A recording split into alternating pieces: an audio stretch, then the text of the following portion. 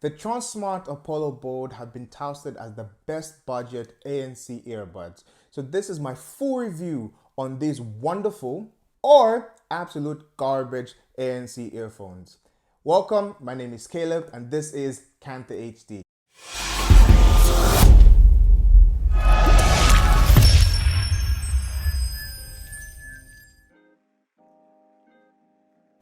So the first thing I'm going to talk about in this video is the build quality. Alright, now the build quality actually consists of many different factors, I would say. The first thing though is the charging case.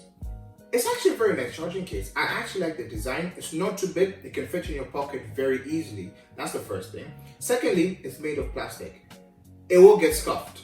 Alright, I've had this for about a month and it has got scuffed, but then I haven't really given it the most respect, if you can say. That means I basically be chucking it around, put it on my table, or I've dropped it a couple of times as well. But I would say it has held up very well. It does have scratches, it does have scuffs and everything, but I would say in the long run, it will do quite well.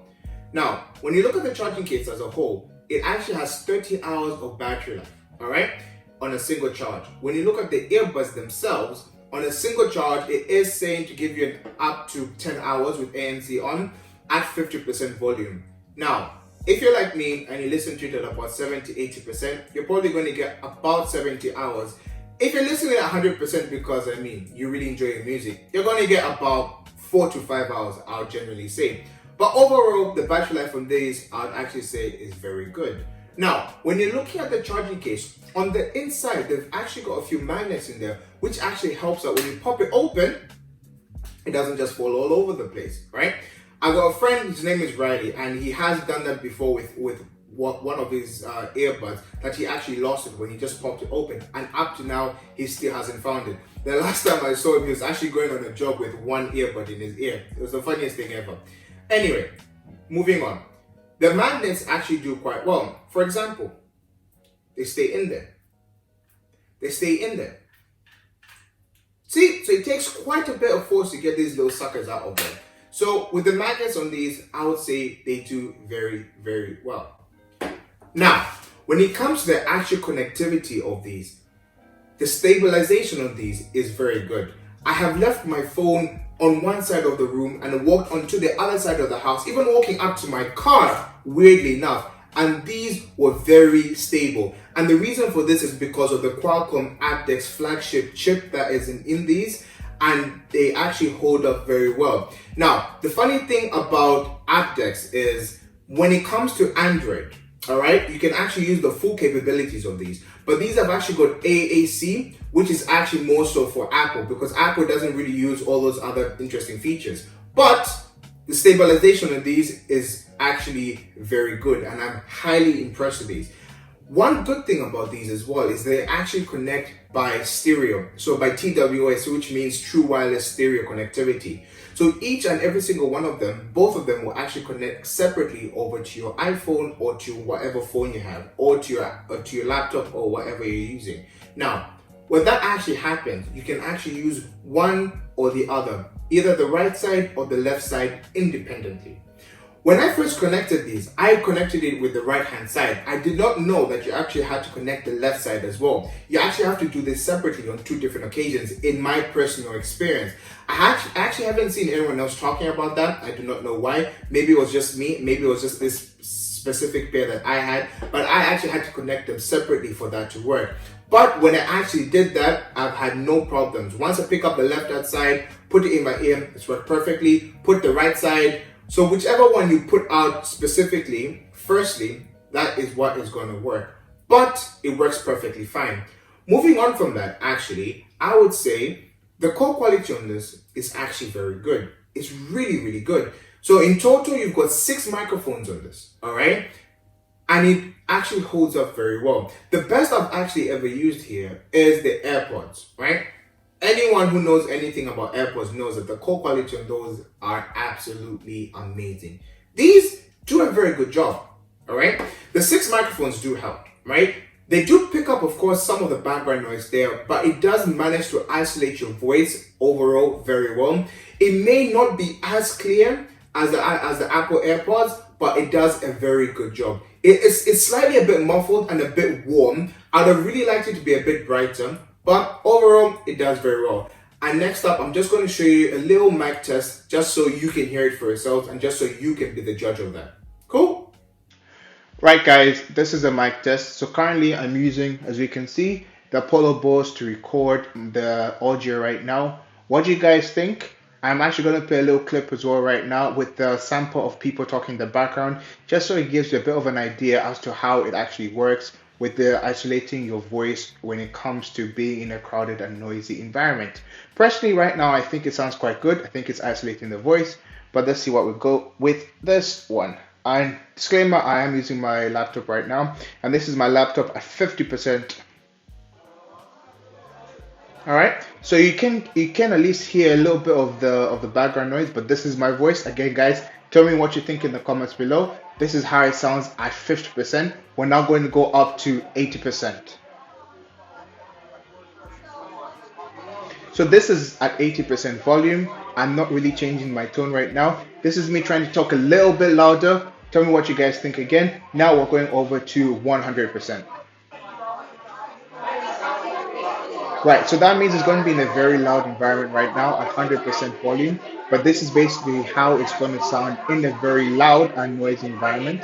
And basically, this is how it's going to pick up my voice as well. I'm going to talk just a little bit louder just so you guys can tell a bit of a difference if I'm trying to shout or talk just a little bit louder, try and get over the background noise.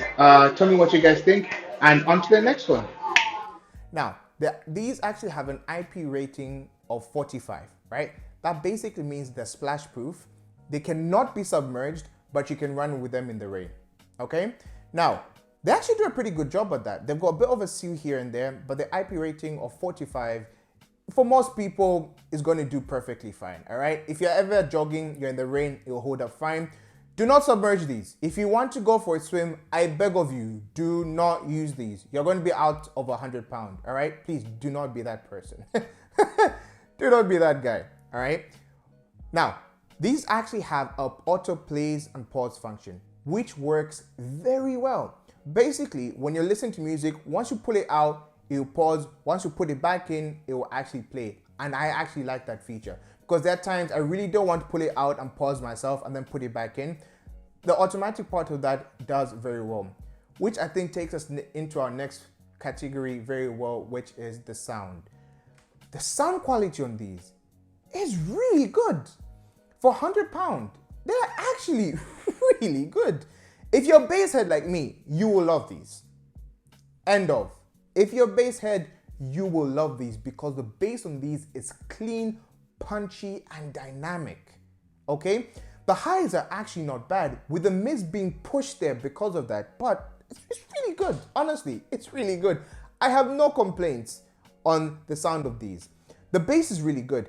If you're a person that really likes a more balanced sort of appeal, I would go over into the app and actually maybe change it over maybe to the jazz icon. That actually does bring down the bass quite well. But for me, I prefer the bass one, the middle, just as it is. Take it out, connect it, put it in my ears, I'm happy. But if you're a person that likes more of a balanced sort of appeal, I would probably change it in the app, all right? Which is actually a very interesting point there. When these first came out, there was no app. Most of the reviews, if you actually watch on there, they actually didn't talk about this. They did say there was no app. But fair play to Tronsmart, they actually brought out an app for these and it does very well. So because of that, you can change the sound quality with 4 different equalizations. But apart from that, it does very well. And you can actually go in there into the autoplay pause, into the different functionalities that you can actually go over into the app. But overall, they do a pretty decent job on the app. But the sound on these, honestly, guys, is really, really good. I have no complaints when it comes to the sound. I thoroughly enjoyed it. One word of caution though is when the ANC is on, the bass is at its boomiest. When the ANC is off, the bass does go down a bit. But the main reason for that is because when you have bass and the ANC there, it does drown out the noise a little bit better, okay? And now, this one does have a hybrid active noise cancellation, which I believe does very well at drowning out the noise or the surroundings around you. Now, if you're looking at the higher end of these, when you talk about the Sennheiser's True Momentum 2, for example, when you're looking at the Jabra Elites, when you're looking at the Sonys, those would mostly, or the Bose as well, those are very good. Those normally would drown out about, let's say, 90 to 95% of the outside surroundings. These would do about 70 to 75%, which I think is amazing for the price that you're paying for these. They do a really decent job. So if you're looking for ANC for £100 or below, I would say get these. These are actually really good. Lastly, do I have any cons on these? Yes, I would say about 2. The first one is I would have preferred if they're louder. Now, the main reason why I think they didn't make them a bit louder is because, you know, when something's too loud, it does become a bit muddy. So I think that's the main reason why they didn't push the maximum output volume, because it may have just introduced a bit of muddiness towards it, right? But overall, when it comes to that, the sound quality, again, as I've said, is really good. It does have a pretty good sound stage. You can see a bit of sound separation when it comes to the instruments, and then from the left to right stereo output. It does very well on that. So I wouldn't really say on the con it's that big of a deal. One major con I do have though is the touch controls. Now, the touch controls on this, I think do fairly well. You can basically do everything on it. So you actually have to learn and understand what exactly you're trying to do, be it increasing the volume, reducing the volume, next track, pausing, whatever you're trying to do. There are quite a few commands that you need to learn. So I think that's the first one that I would say. Maybe they're a bit too many. But I mean, you'd rather have too many things than too few, right? So that's really slim picking on that one.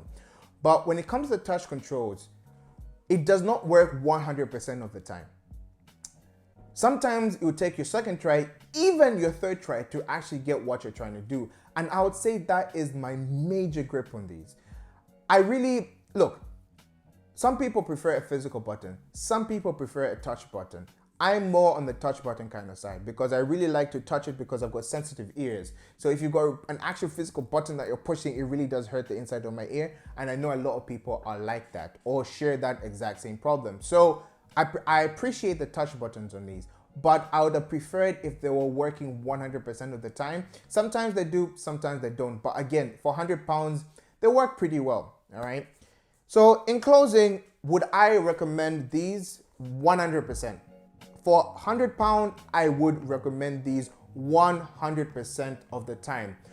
These have been touted as budget earphones, but I mean, a lot of people, £100 is not really budget. It's more, I would say, a mid-range for a lot of people. Budget maybe for some people be about 50 or so pounds. £100 is more of a mid-range, and then you're going for the more expensive ones. But again, for budget size, I would say it does very well. For anything £100 and below, I'll get these without a shadow of a doubt. The sound is really good. The touch buttons are okay. The build quality is very good.